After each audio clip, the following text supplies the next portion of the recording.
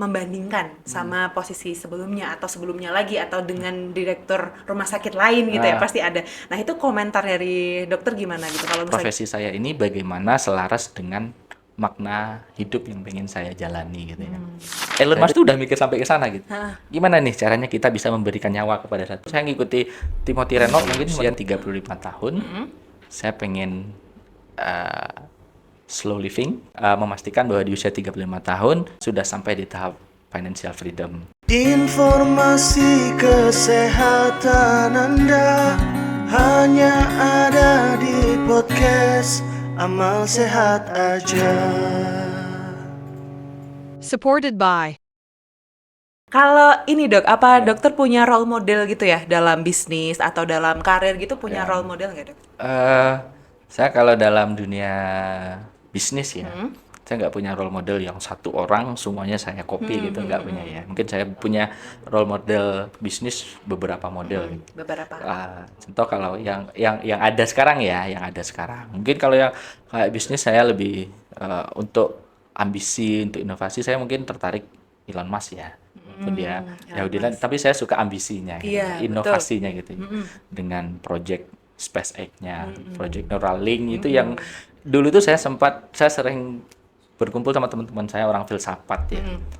Yaitu kayaknya di dunia ini bahkan yang paling maju teknologi kan Jepang ya. Dulu robotik ya. Robotik itu kan bisa kayak merepresentasikan manusia gitu. Apa aja bisa dilakukan, bahkan lebih dari manusia itu sendiri. Tapi satu yang tidak bisa dilakukan oleh robot, mengisi nyawa. Ya, itu kan itu ya, mengisi nyawa itu Iya, kan. betul. Nah, Elon Musk tuh udah mikir sampai ke sana gitu. Gimana nih caranya kita bisa memberikan nyawa kepada satu ini? Nah, muncullah proyek-proyek yang luar biasa. Saya pikir kok seorang manusia bisa Berpikir sejauh itu Iya, gitu iya, ya. iya. Ya, belum lagi yang Teslanya dan lain-lain ya. Itu keren sekali. Mungkin kalau untuk bisnis entrepreneur kalau masalah investasi saham mungkin saya banyak belajarnya dari siapa? Warren Buffett ya. Nah, itu kan juga sudah terkenal. Banyak sih, saya cuma ngambil satu-satu gitu. Ini kalau saya mau mengembangkan bisnis, mengembangkan apa, saya contohnya ini. Kalau saya mau investasi, saya contohnya ini. Ya, tapi kalau yang zaman anak-anak muda sekarang pun ya saya juga ngikuti juga sekarang. Iya, Saya ngikutin. juga tidak tutup mata untuk yang realitas sekarang gitu ya. Mungkin saya ngikuti Timothy Renault, mungkin teman-teman pada tahu. Iya. Timothy Renault Iya, ya. oh, Timothy. Yang paling saya ingat itu ya itu kalau dari Timothy Renault itu kalau mau sukses itu ya kalau nggak punya privilege apa-apa, yang pertama kerja keras ya gitu. Ya kerja keras dulu, jadilah yang namanya flexing, ya, self reward, gaya hidup itu harus lebih rendah ketimbang penghasilan kayak gitu. Iya sih. Tapi kalau karir ya, karir profesi ya, profesi saya sebagai seorang dokter. Dokter. Saya itu juga enggak yang pengen seperti ini gitu, enggak ya. Mungkin saya itu lebih ke cari profesi saya ini bagaimana selaras dengan makna hidup yang pengen saya jalani gitu ya. Saya itu cuma punya target tahun di usia 35 tahun, saya pengen slow living. Slow living di 35 tahun. Target saya 35 Inspirasi. slow living, dan saya juga memastikan bahwa di usia 35 tahun saya juga sudah sampai di tahap financial freedom. Oke. Sampai sekarang saya udah punya plan lah untuk mencapai Terus itu. sampai ke sana gitu ya, Dok ya. Sampai ke situ. Oke, jangan-jangan dokter hobinya membaca, bukan ya, Dok ya? Kalau Hobinya apa, baca, Dok? saya tidak begitu hobi membaca sih. Hobinya? Saya lebih hobinya itu kayak sharing. Sharing. Sharing. Terus juga saya saya orangnya kan visual juga ya. Iya. Nah, jadi saya lebih suka kayak nonton. Oh, lebih suka nonton. Jadi kalau membaca itu saya gampang Bosan. terdistract gitu. Oh, terdistract. Jadi baru beberapa halaman gitu. Oh, ini kayaknya saya udah tahu nih mengarahnya kemana nih. Nah, saya tutup gitu. Oke.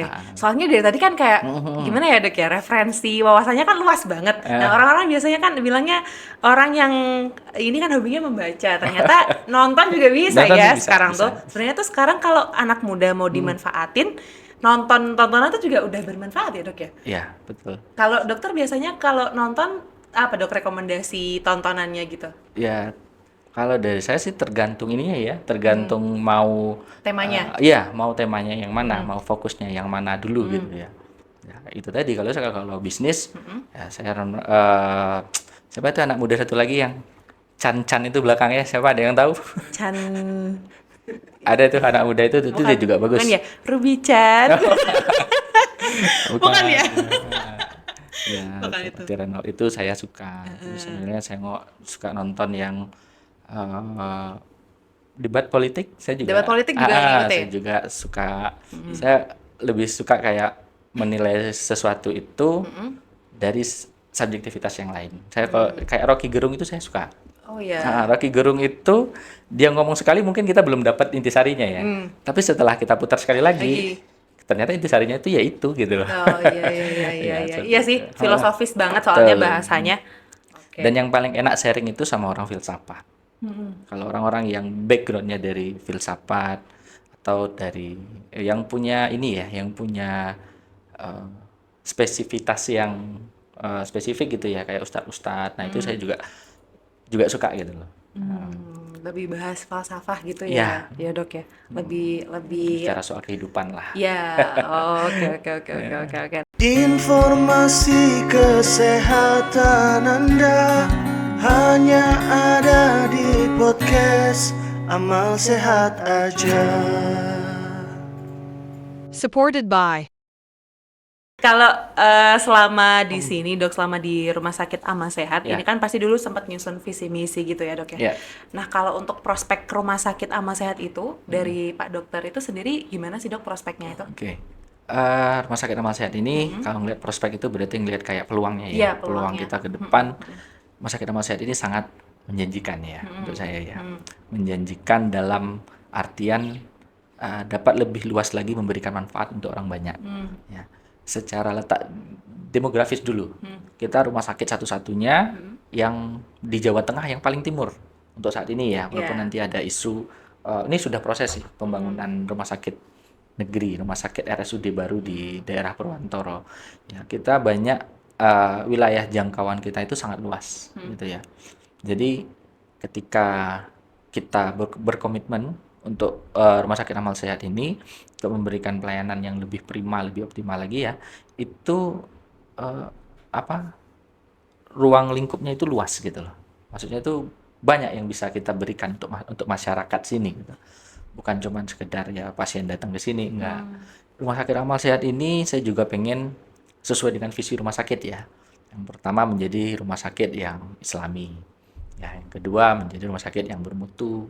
Yang ketiga rumah sakit terjangkau dan rumah sakit yang memberikan manfaat untuk orang banyak, manfaat untuk masyarakat gitu ya. Mungkin dari segi Islaminya itu ciri khas ya.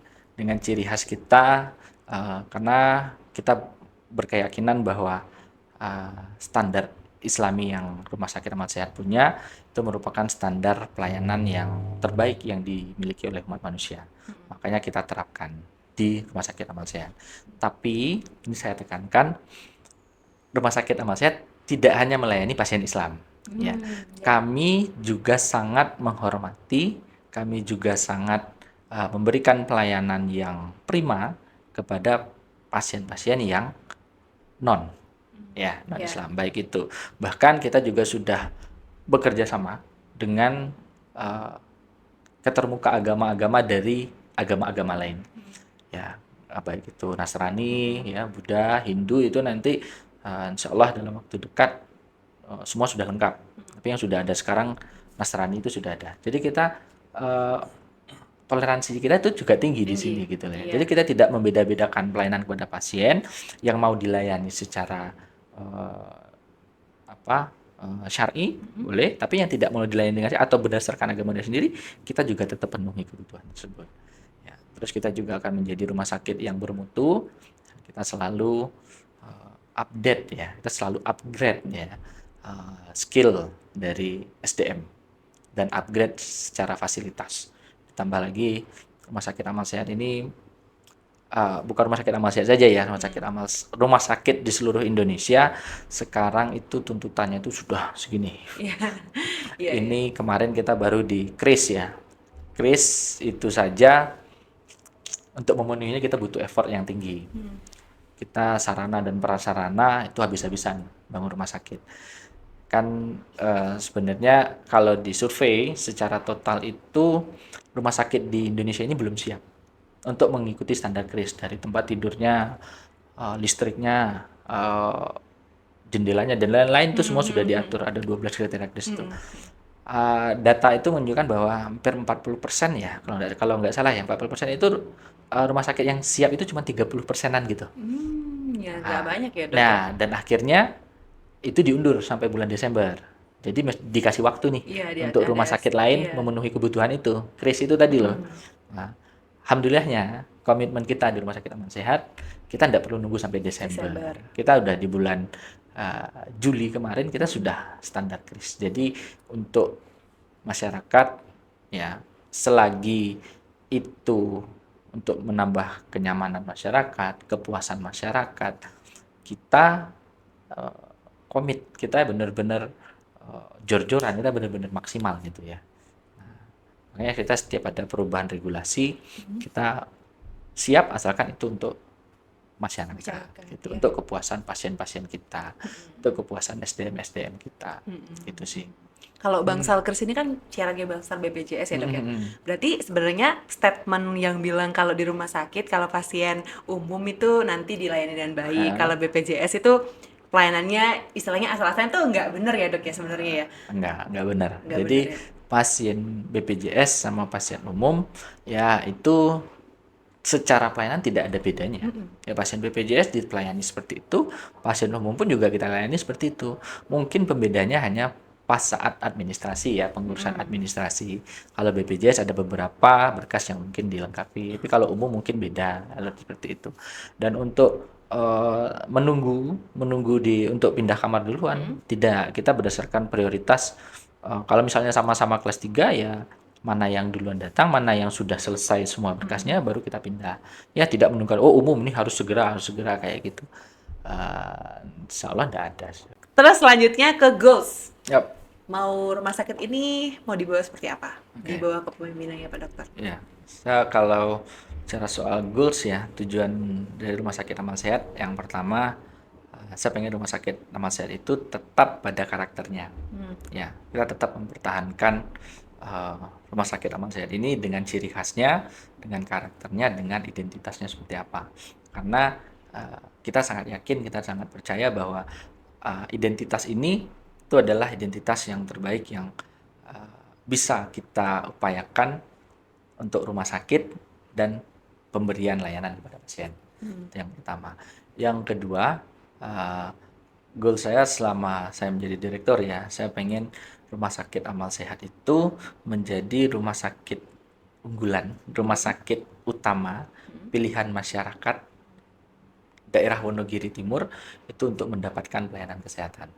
Yang kedua. Yang ketiga, goal saya juga pengen Rumah Sakit Amal Sehat ini memiliki kualitas pelayanan yang top markotop. Saya pengen Rumah Sakit ini memiliki pelayanan yang berkualitas. Berkualitasnya bukan sekedar kualitas, tapi kualitas tinggi gitu ya. Nah, ini isu rumah sakit kita punya nanti di 2026 rumah sakit itu harus berbasis berstandarkan kompetensi. Jadi tidak berdasarkan tempat tidur lagi. Dulu itu rumah sakit tipe D, tipe C, tipe B, tipe A itu diklasifikasikan berdasarkan jumlah tempat tidur ya.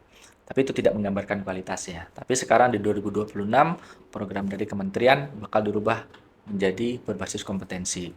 Jadi nanti dituntut untuk satu rumah sakit itu punya layanan unggulan misalnya. Jadi nanti diklasifikasikan berdasarkan 24 jenis layanan unggulan. Jadi goal saya Rumah Sakit Amal Sehat ya minimal punya layanan unggulan yang lebih dari 1, bahkan lebih dari 5. Jadi nanti dari segi SDM-nya, dari segi sarana prasarananya, fasilitasnya, ya dari segi semuanya, saya harapkan masih memiliki standar kualitas yang tinggi. Gitu. Oke, baik.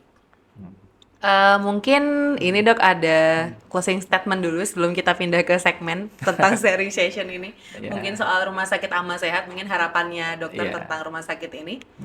Jadi untuk harapan saya secara pribadi bagi Direktur Rumah Sakit Aman Sehat, saya sangat berharap bahwa di bawah kepemimpinan saya kita sama-sama komit untuk memenuhi, untuk sama-sama memegang visi dan misi dari rumah sakit kita.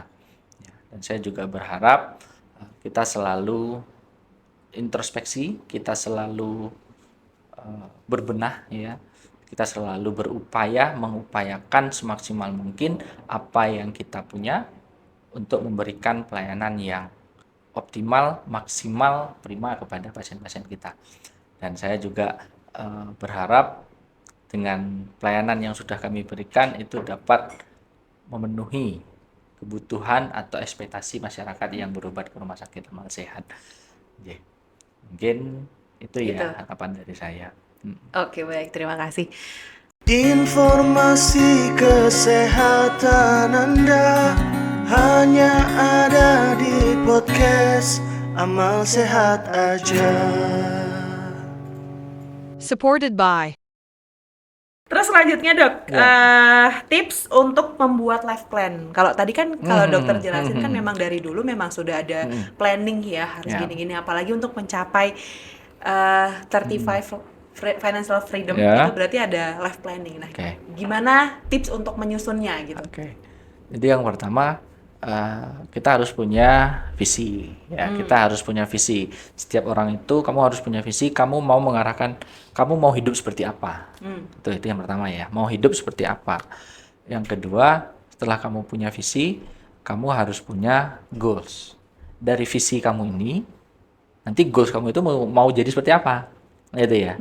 Jadi goalsnya nanti apa nih? Misalnya contoh visinya, aku pengen hidup sederhana, aku Yeah. pengen hidup tenang, aku pengen hidup damai di usiaku 35 tahun. Tapi goals yang aku punya kan ya cara mendapatkan hidup tenang itu seperti apa gitu kan harus punya goals dulu. Ya Yeah. harus punya rumah dulu misalnya, harus punya passive income dulu, harus punya kebahagiaan. Jadi ya kebahagiaan yang itu tuh sebenarnya harus didefinisi secara detail, tapi itu yang tahu kita sendiri. Ya maksud saya kebahagiaan yang saya maksud ya mungkin kebahagiaan yang tenang itu duit ngalir terus, ya hubungan saya sama Tuhan jadi bagus, ya cara saya menanggapi masalah itu tenang, gitu ya. Hubungan sama keluarga saya bagus, kayak gitu ya. Iya. Itu harus dibuat, dan setelah ada visi, ada goals, ya. Setelah itu harus ada yang namanya action plan, ya harus ada yang namanya rencana aksi. Jadi cara mendapatkan goal itu seperti apa?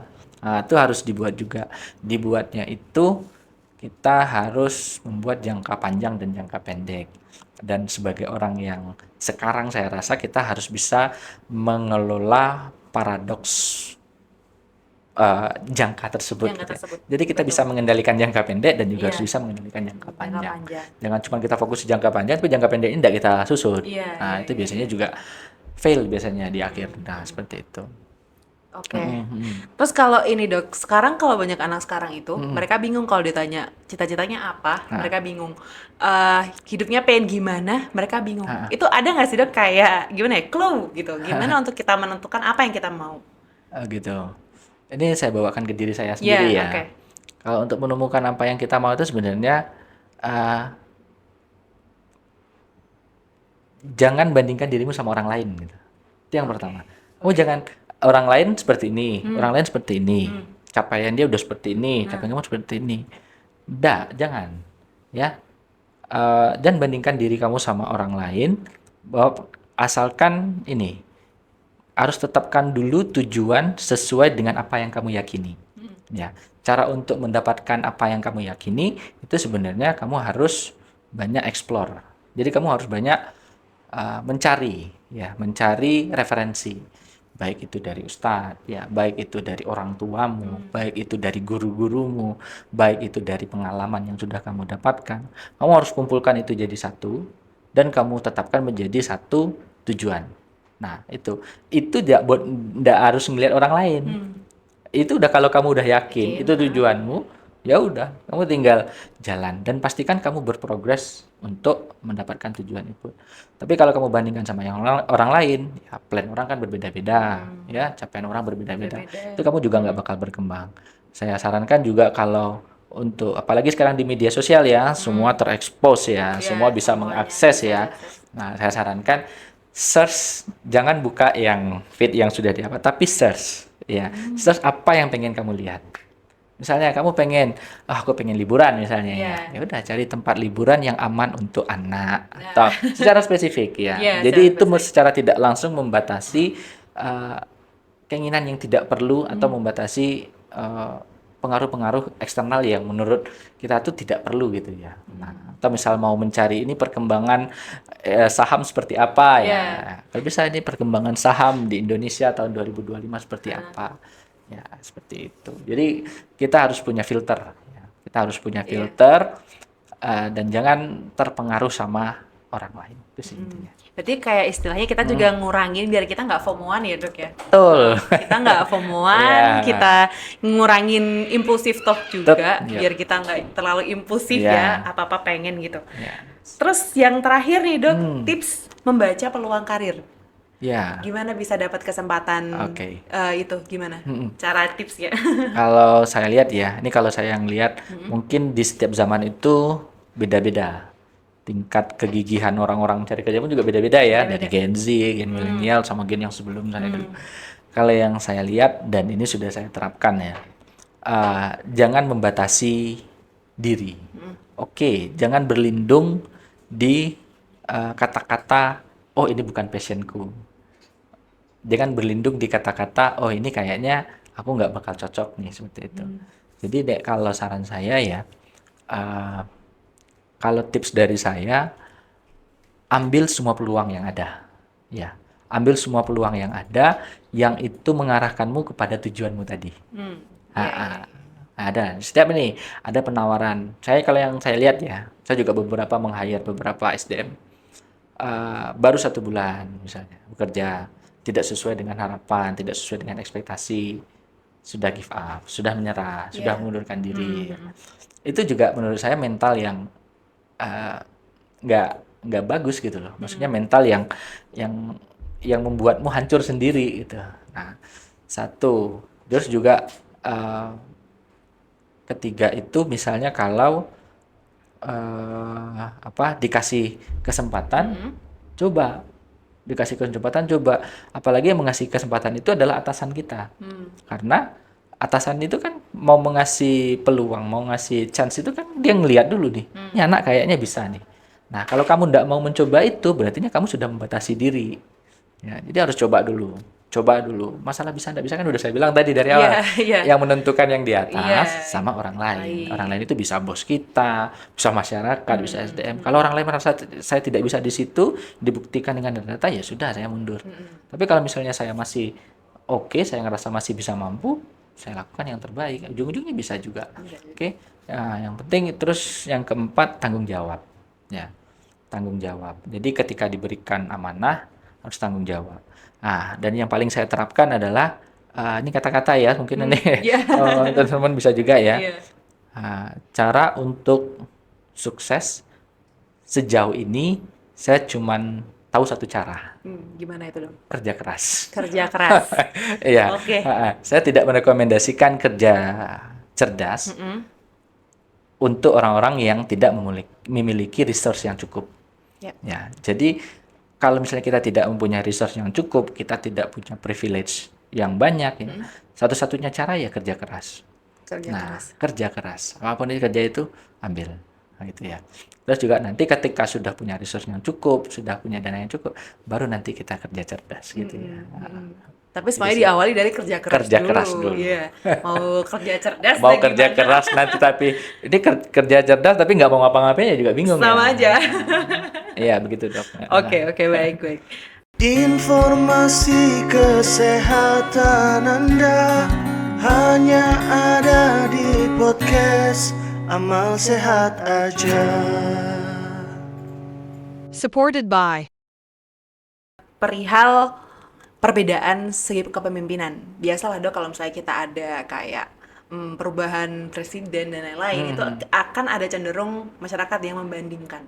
Kayak enak zaman presiden dulu kayak gini-gini. Nah, Dokter Yoga ini kan baru di usia yang masih muda dan progresnya naik pesat ya semenjak Dokter Yoga jadi direktur naik pesat. Nah, pasti ada lah ya dok ya yang bilang mungkin membandingkan sama posisi sebelumnya atau sebelumnya lagi atau dengan direktur rumah sakit lain gitu ya, pasti ada. Nah itu komentar dari dokter gimana gitu kalau misalnya nggak sengaja dengar atau disampaikan gitu dari dokter gimana? Kalau dari saya bagus sih. Bagus ya? Saya orang yang pertama dalam dunia kerja, dalam dunia bisnis, saya nggak mau melibatkan perasaan di situ. Saya cuma melibatkan profesionalisme di situ. Ya, ketika ada komparasi atau pembanding untuk saya gitu ya, saya sangat terbuka. Nah, eh gini, saya tuh pengennya tuh seperti ini. Ketika misalnya ada bawahan saya ya, Iya. tidak berbeda visi atau berbeda cara pikir terhadap saya gitu ya. Saya tuh pengen kayak gini. Saya tidak pengen mereka diberi hukuman atau sanksi atas apa yang mereka bicarakan. Tapi ketika sudah ada kebijakan bersama, kita satu visi.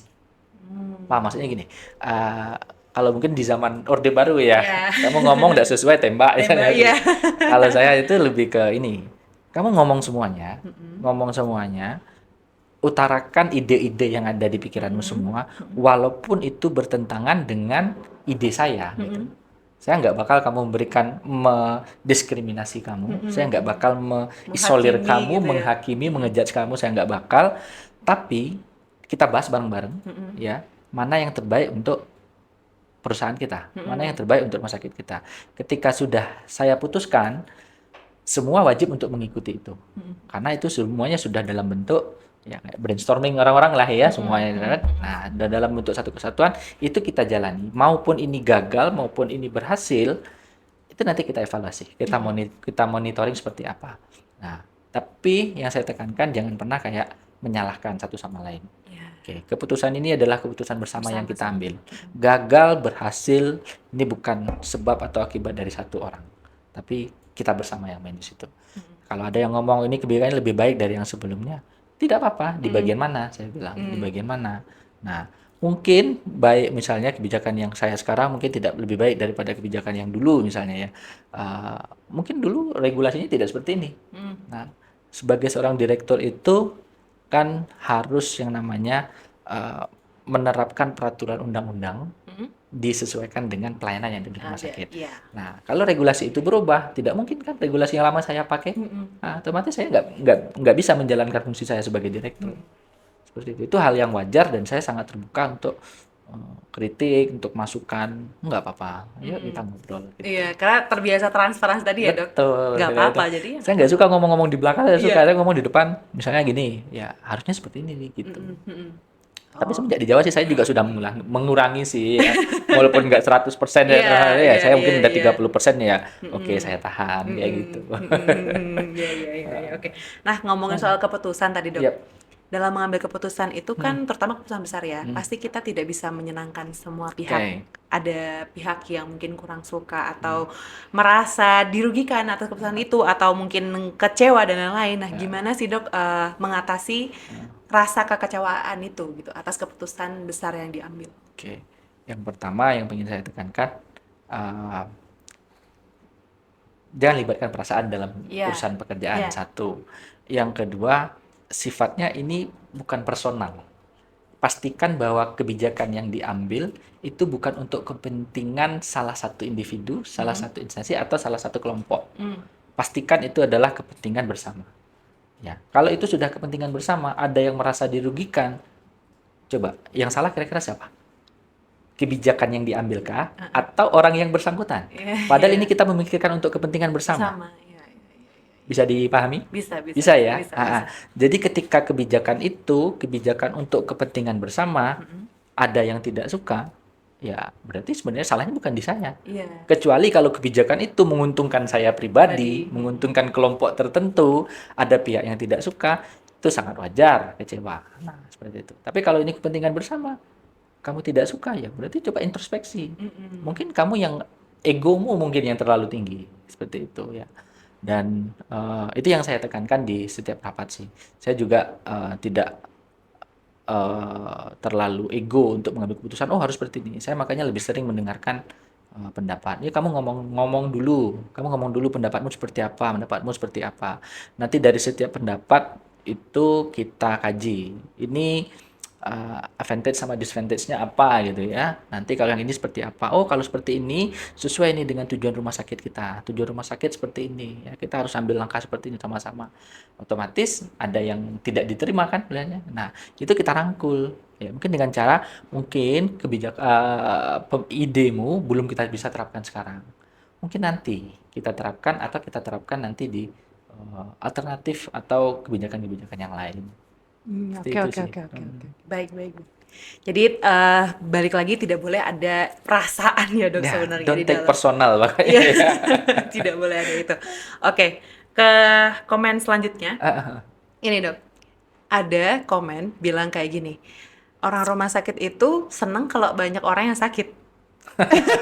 Karena akan banyak orang yang berkunjung ke rumah sakit gitu. Terus ada lagi yang bilang di rumah sakit itu orang sakit dijadikan kepentingan komersil gitu. Nah, sebenarnya kalau menurut perspektif dokter yoga nih, berarti kayak misalnya kita berdoa nih sama Allah, kan nggak mungkin ya, semoga hari ini banyak orang yang sakit, banyak yang ke rumah sakit, kan nggak ya dok ya. Nah, kalau pendapat dokter tentang komen ini tuh gimana sih gitu? Oke.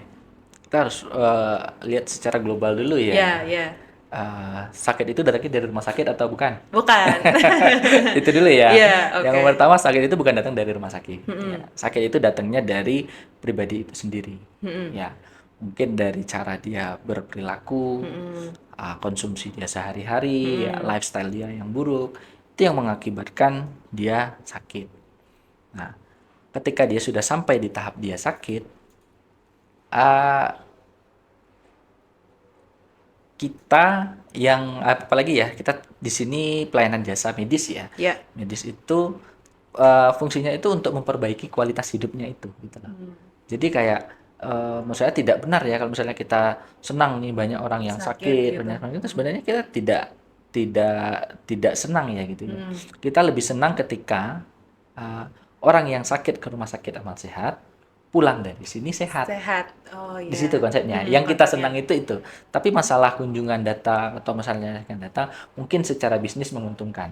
Tapi secara hati, secara naluri, apalagi melihat kejadian luar biasa ya, anak-anak udah yang banyak gagal ginjal, ya itu saya balikkan sendiri seperti keluarga.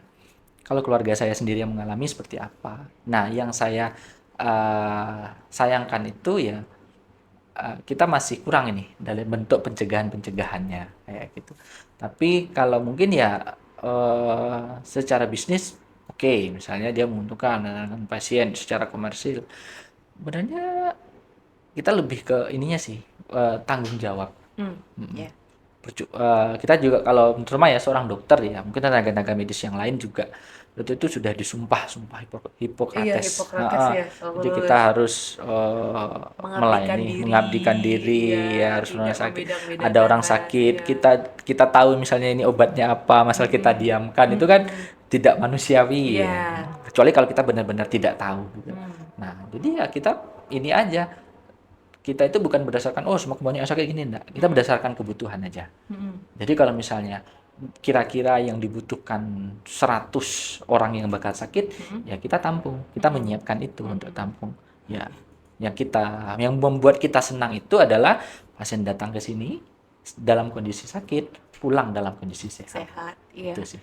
Jadi sebenarnya kita lebih senang membantu banyak orang ya dok, Iya. bukan senang banyak yang sakit sakit. ya, bukan. Jadi banyaknya komentar-komentar yang bilang kalau ya namanya orang sakit itu kan ada yang qadarullah sembuh, ada yang qadarullah mungkin meninggal dunia ya dok. Ya. Dan itu kan di luar gimana ya dok, di luar kompetensi medis juga ya dok ya untuk takdir itu sendiri. Oke. Tuh. Jadi tindakan kedokteran itu adalah merupakan tindakan upaya. Ya, jadi ini berbeda dengan ilmu-ilmu lain yang ada ilmu pasti ya. Kalau kita ini ilmu tidak pasti. Ya, jadi tindakan yang kita lakukan merupakan tindakan upaya. Ada orang sakit, kita mengupayakan untuk sembuh. Ada orang yang luka, kita upayakan untuk lukanya tidak infeksi. Atau ada orang yang sakit perut, kita upayakan untuk sakit perutnya sudah tidak lagi. Pokoknya seperti itu ya. Kita ini bukan ilmu pasti. Ya, apalagi di dalam agama kita yang bisa menentukan, yang bisa memastikan kematian itu adalah bukan manusia, Bukan manusia. yaitu yang di atas ya, Allah Subhanahu Wa Taala. Nah dari situ saja itu sebenarnya kita sudah bisa ngambil bahwa kita tidak bisa nih kayak oh ini pasti sembuh, oh ini pasti tidak mati, tidak meninggal misalnya, itu kayak kita tidak bisa. Kita cuma bisa mengupayakan yang terbaik ya. Jadi kalau misalnya sering lihat di meme-meme gitu ya, jadi ada kayak di ruang ICU ada pasien, dokternya narik arwahnya, malaikat pencabut nyawa Iya, narik ke atas. nyari nyawa ke Nah atas itulah ya. yang kita lakukan di rumah sakit. Iya, iya. Sebenarnya kita berjuang juga Ya, ya, Dok, ya. kita berupaya. Berupaya. Informasi kesehatan Anda hanya ada di podcast Amal Sehat Aja.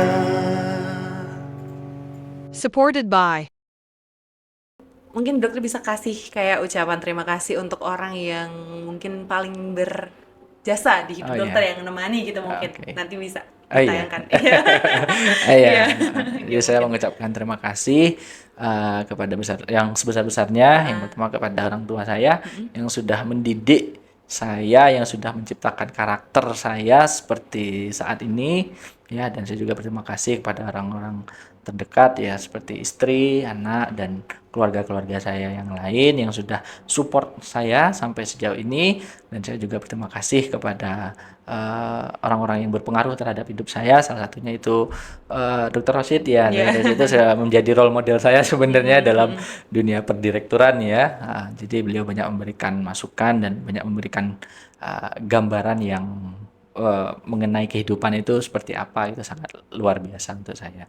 Dan saya juga mengucapkan terima kasih kepada rekan-rekan dan seluruh SDM Rumah Sakit Amal Sehat yang selama ini sudah mendukung, mensupport kebijakan-kebijakan saya selama menjadi direktur di Rumah Sakit Amal Sehat. Baik, untuk sobat-sobat Rumah Sakit Amal Sehat, jangan lupa untuk subscribe, jangan lupa untuk komen, like, ya. Jadi podcast di bawah ini enggak? Iya. Ya, ini podcast ASA, Rumah Sakit Amal Sehat aja. Semoga channel ini bisa berkembang lebih baik dan bisa memberikan manfaat yang lebih banyak untuk masyarakat. Baik, terima kasih dokter. Mungkin sekian ya dok sesi Baik. dari podcast Amal Sehat Aja ini dengan Pak Dokter Yoga. Mungkin nanti kalau ada pertanyaan yang bagus, kita lanjut sesi 2 ya dok. Oke, baik, saya Gemintang selaku host mohon undur diri. Sekian dari saya. Wassalamualaikum warahmatullahi wabarakatuh. Waalaikumsalam warahmatullahi wabarakatuh. Alhamdulillah. Alhamdulillah.